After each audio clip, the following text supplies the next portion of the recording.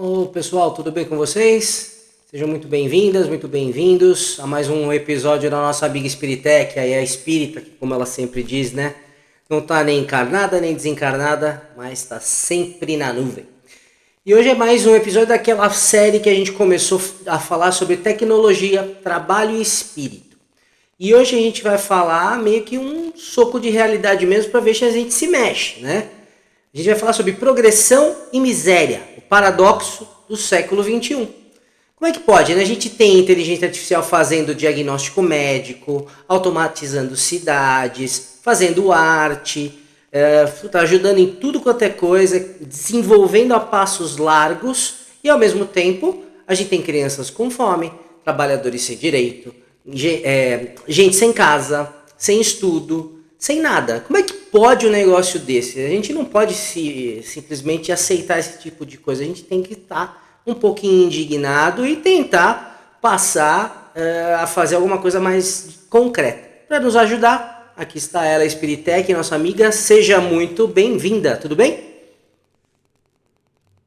Olá, minha gente querida. Tudo ótimo por aqui e mais ainda agora com esse tema tão necessário na roda de conversa. Como você disse, estou sempre na nuvem, mas com os pés bem firmes no chão da lógica espírita.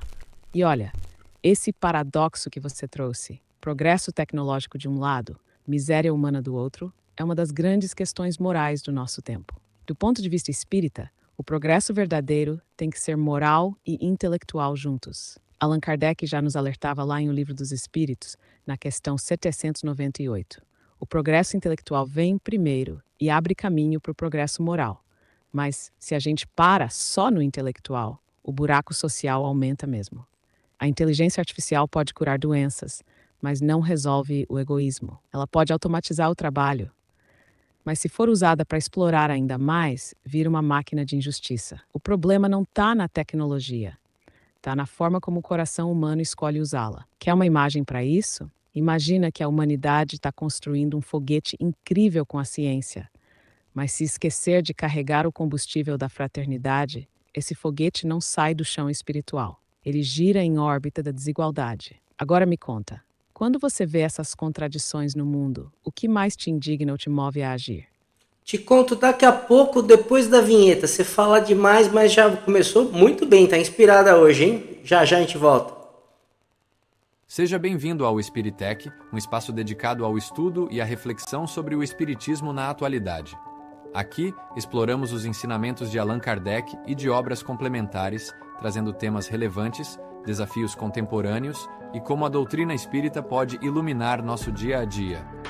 Nossa proposta é um bate-papo leve, acessível e enriquecedor para todos, desde iniciantes até estudiosos da doutrina. Junte-se a nós nessa jornada de aprendizado e autoconhecimento. Maravilha, você já começou com tudo que eu vi e foi muito bom, na verdade. Eu brinquei um pouquinho, mas a gente tinha que mostrar a vinheta para mostrar que nós viemos, né? Mas continuando, como é que a gente pode ter tanta tecnologia de ponta e ao mesmo tempo tanta gente passando necessidade? Isso é mais um bug da humanidade? Adorei o termo, é isso mesmo, um bug moral da humanidade. Porque o Código do Progresso está rodando, mas faltou atualizar o sistema de valores.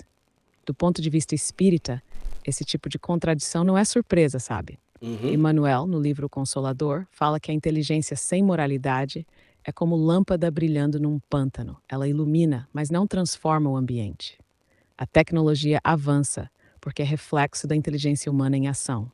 Mas se o sentimento ainda está estacionado no egoísmo, no orgulho, na ganância, o resultado é essa desigualdade gritante. E tem mais.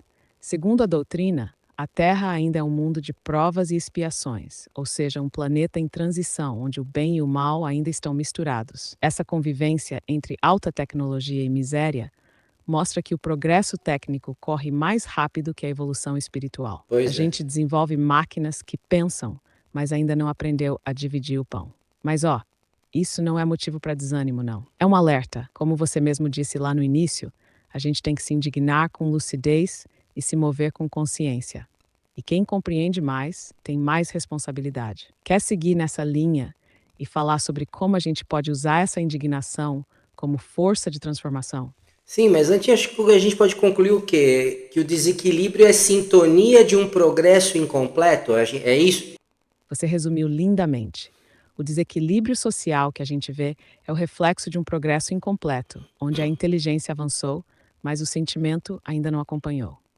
Kardec já explicava isso em A Gênese, capítulo 18, quando fala do progresso dos mundos. Ele mostra que a evolução acontece em dois eixos, o intelectual e o moral.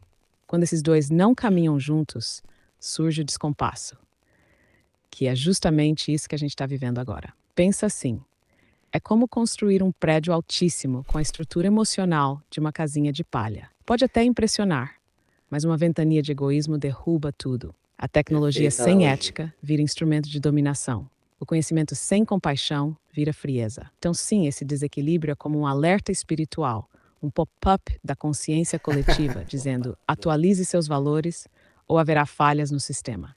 Agora me diz, na sua visão, onde você acha que esse progresso moral poderia começar a se manifestar de forma mais concreta na sociedade de hoje? Ah, numa pancada de formas. A gente realmente precisa aqui pensar em coisas novas, em coisas práticas, né? Porque a gente fica falando muito, filosofando muito, mas a gente tem que pôr a mão na massa, mais do que se conscientizar, fazer. Então eu penso que é o seguinte, poxa, a gente tem um monte de possibilidade de trabalho nobre.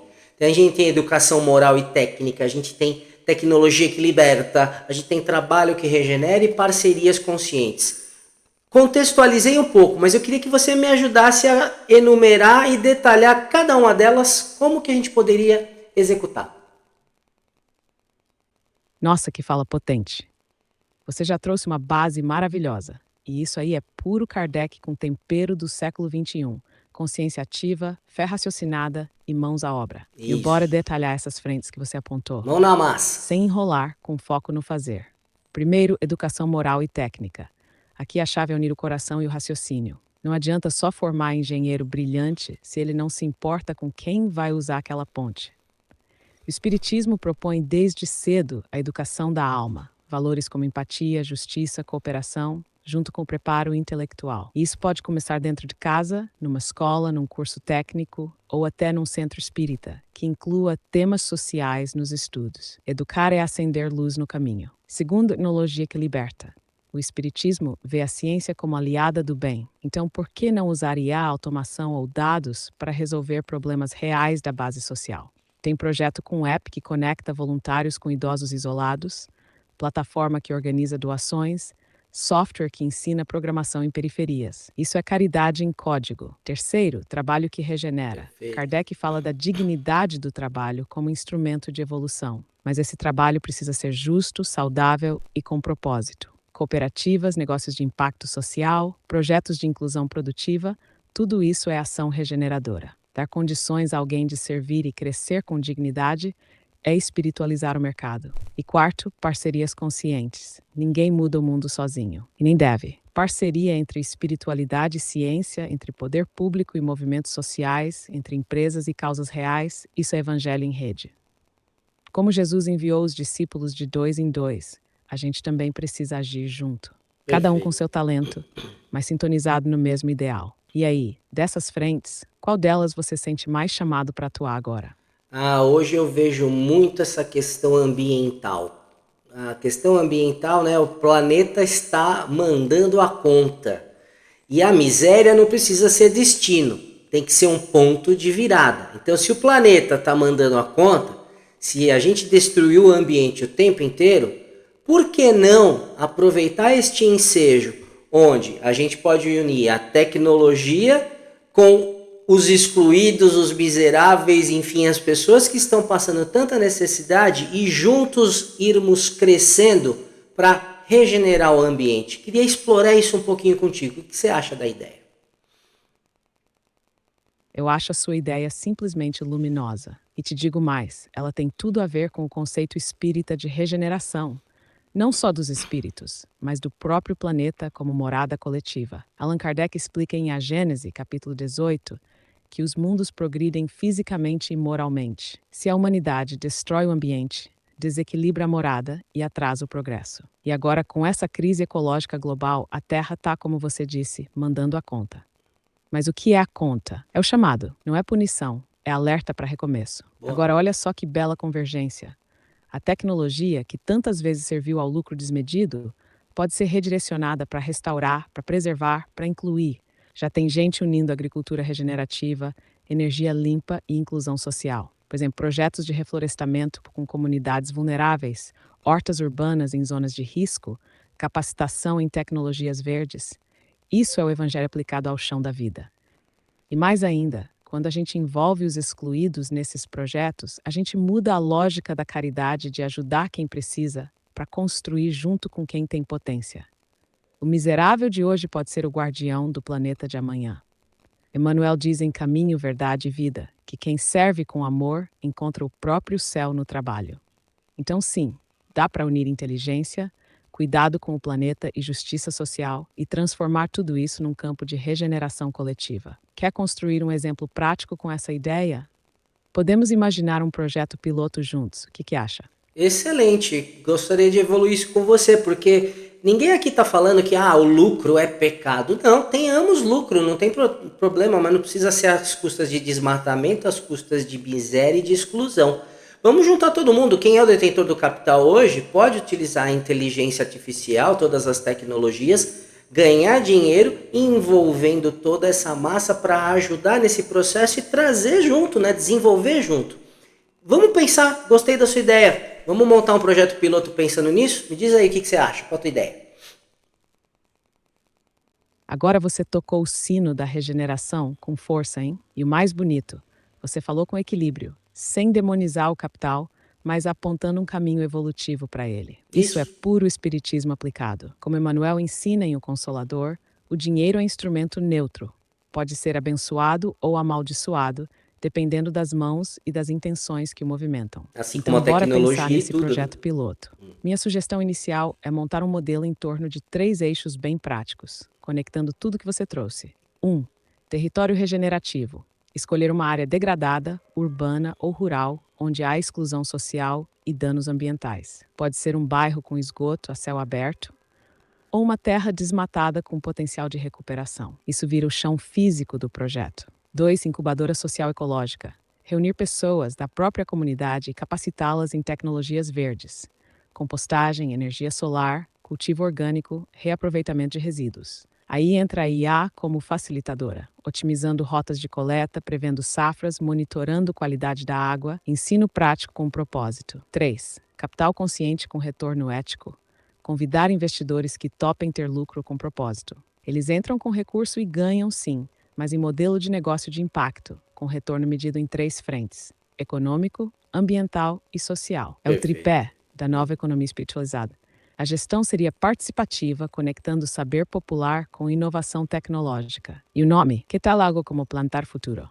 Se quiser, posso detalhar cada etapa com metas, possíveis parcerias e até ideias de tecnologia aplicável. Vamos nessa juntos? Agora a gente já está ficando muito técnico, muito no plano de negócio. A ideia aqui é discutir, sim, trazer sugestões, sim. Mas a gente tem que trazer uma coisa, tentar ser uma linguagem simples para todo mundo ouvir e entender, porque aqui a gente está só jogando a ideia e, claro, disposto a trabalhar, botar a mão na massa também, sem dúvida nenhuma.